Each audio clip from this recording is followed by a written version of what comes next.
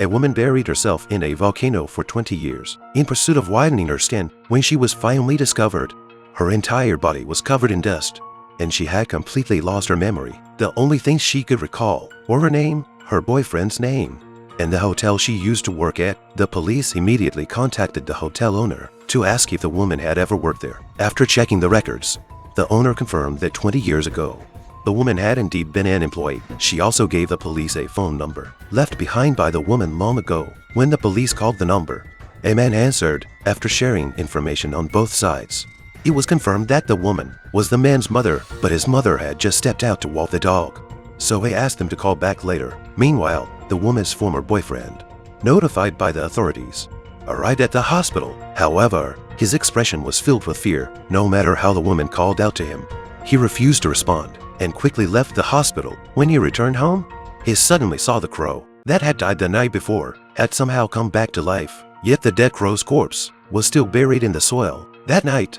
the police called the man again, asking if he recognized the woman. The man thought the entire situation was absurd. His mother was right at home with him.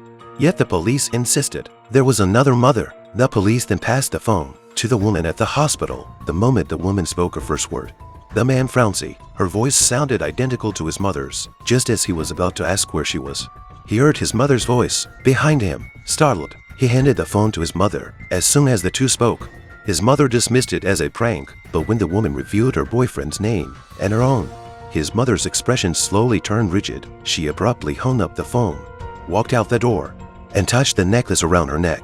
Lost in thought,